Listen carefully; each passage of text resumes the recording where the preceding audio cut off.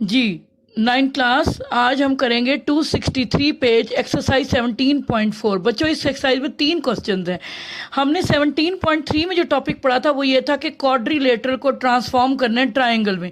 17.4 में आपका टॉपिक है ट्राइंगल दी गई होगी और उसको ट्रांसफॉर्म करना होगा एक अदद रेक्टेंगल में।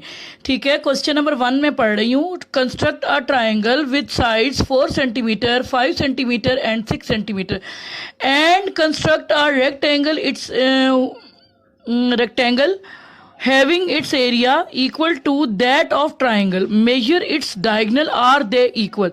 आप देखें क्वेश्चन नंबर 1 में सबसे पहले आपने ट्राइंगल बनानी है नंबर 1। नंबर 2 पे आपने रेक्टेंगल बनाना है जिसका एरिया ट्राइंगल के बराबर होगा। नंबर 3 पे आपने बताना है कि जो रेक्टेंगल आपने बनाया है उसके डायगनल्स की मेजरमेंट क्या है। ज़ाहिर है रेक्टेंगल है उसमें 2 डायगनल्स होते हैं और जब आप डायगनल्स को मेजर कर लेंगे तो आपने देखना है कि क्या वो इक्वल है या इक्वल नहीं है। ठीक है बेटा, क्वेश्चन की स्टेटमेंट को नोट डाउन कर लें मुकम्मल रजिस्टर के ऊपर। स्टार्ट करते हैं क्वेश्चन।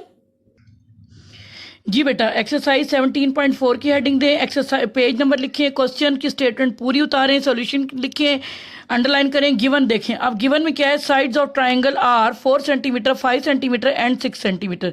रिक्वायर्ड हमारा क्या है, अ ट्राइंगल सबसे पहले, जो कि हम ट्राइंगल जो लेबलिंग की नहीं लिखी क्योंकि जो भी हम क्वेश्चन करेंगे लेबलिंग उसी वक्त करेंगे, उसके अकॉर्डिंग ट्राइंगल के आ जाएंगे। सबसे पहले आपको ट्राइंगल बनानी है, फिर एक ट्राइंगल को ट्रांसफॉर्म करना है रेक्टेंगल में जिसका एरिया ट्राइंगल के बराबर होगा, यानी rectangle having its area equal to that of the triangle.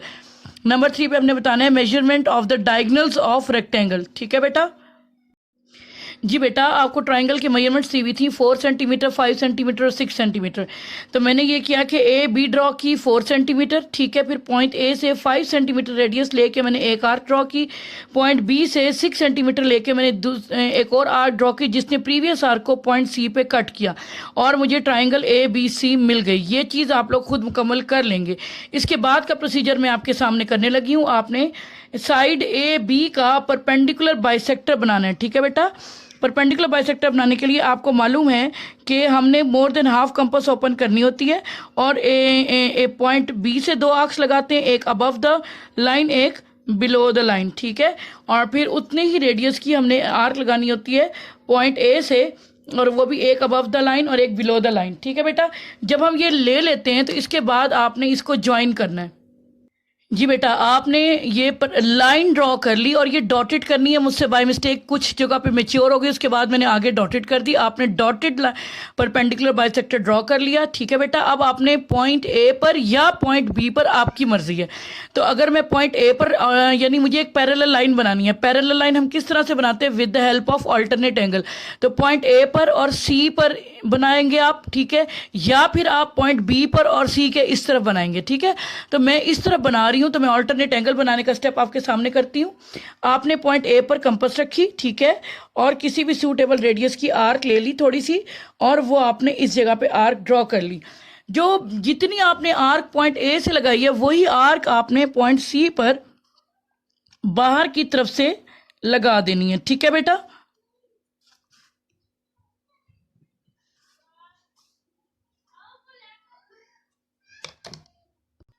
जब आप ये आर्क ड्रॉ कर लेंगे तो आपने उसके बाद ये डिस्टेंस मेजर करना है, भाई ये कितना गैप है।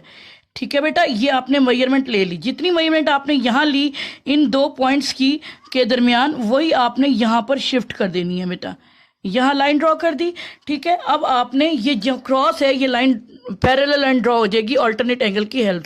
जी बेटा, एक तो ये मैच्योर लाइन ड्रॉ करनी है। थोड़ा सा मैंने मार्कर से काम किया था तो वो थोड़ा सा डार्क मोटा हो गया। आप शार्प लेड के साथ और टाइट कंपास के साथ काम करेंगे, आपका बहुत प्यारा नीट काम होगा। जी बेटा, जब आपने आपने राइट बाइसेक्टर बनाया परपेंडिकुलर बाइसेक्टर, दूसरा आपने पैरेलल लाइन बनाई with the help of alternate angle. अब देखिए बेटा, आपने क्या करना है, पॉइंट डी पे रखना है और डी बी को मेजर कर लेना है। ठीक है, डी पॉइंट पे आपने कंपास रखी और आपने डी बी को मेजर कर लिया। ठीक है बेटा, गौर से देखें, डी पे रखना है और आपने डी बी की मेजरमेंट लेनी है। ठीक है, बिल्कुल सही सही लिखा है। जितनी मेजरमेंट डी बी की है वही आप यहाँ पर लगा लेंगे आर्क। ठीक है बेटा, और अब आपने इस क्यू और बी को मिलाना है। जी बेटा, आपने क्यू को बी से मिला लिया, राइट। अब आपका रेक्टेंगल मुकम्मल हो गया। ठीक है, डी बी क्यू पी आपका रिक्वायर्ड रेक्टेंगल है, इसको शेड करें।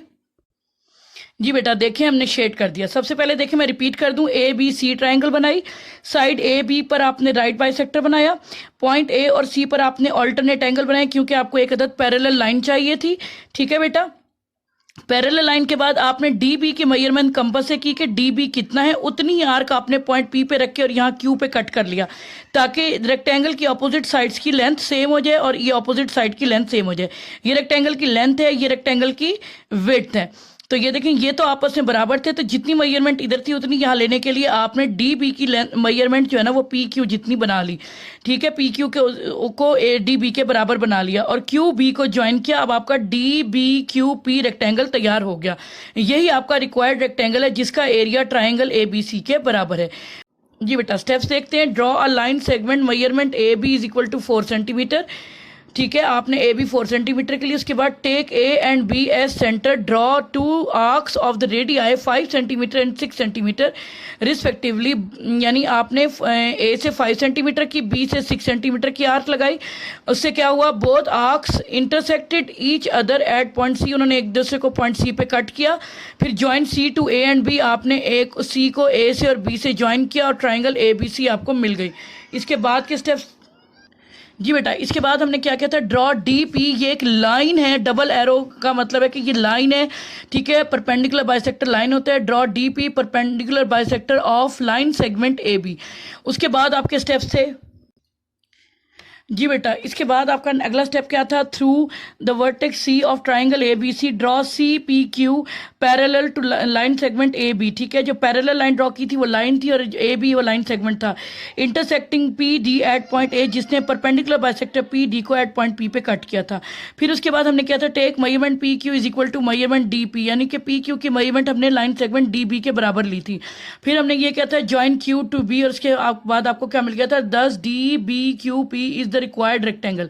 इसके बाद क्वेश्चन में उन्होंने पूछा था कि डायगोनल के जो रेक्टेंगल है इसके डायगोनल्स की मेजरमेंट क्या है। तो diagonals of the rectangle D B P Q क्या है, measurement D Q is equal to measurement P B is equal to 5.8, आपने स्केल रख के मेजर किया। जी बेटा देखें, मैं इनको जस्ट पेंसिल से आपको दिखाने के लिए पेंसिल से एक डॉटेड लाइन ड्रॉ करी हूँ कि एक डायगोनल आपका डी क्यू है और दूसरा डायगोनल आपका पी बी है। ठीक है बेटा, ये आपने जस्ट पेंसिल से ड्रॉ किया कि इस क्वेश्चन उन्होंने कहा था। उसके बाद आप स्केल रखेंगे यहाँ पर, ठीक है, और आपने इसको मेजर किया, ये आपका आ रहा है 5.8, इसकी वैल्यू आ रही है। ठीक है, स्केल रखेंगे आप, इसको मेजर करेंगे, ये 5.8 आ रही है। और ऐसे ही दूसरे डायगोनल की मेजरमेंट भी जब आप स्केल रख के मेजर करेंगे और अगर आप एक्यूरेट मेजरमेंट स्टेप्स करेंगे, कंस्ट्रक्शन एक्यूरेट करेंगे तो एग्जैक्ट 5.8 सेंटीमीटर ही इसकी वैल्यू आएगी। जी तो देखें दोनों डायगोनल की मेजरमेंट सेम थी। उन्होंने पूछा था, आखिरी लाइन लिखी हुई थी, सेंटेंस था क्वेश्चन में, आर दे इक्वल, तो आप कहेंगे yes we see that both diagonals D Q and B P are equal in length. ये बेटा आपका 17.4 का क्वेश्चन नंबर 1 कंप्लीट हो गया। कोई चीज़ समझ नहीं आई तो अपने टीचर से पूछें, अपना फीडबैक दें। थैंक यू सो मच, अस्सलाम वालेकुम।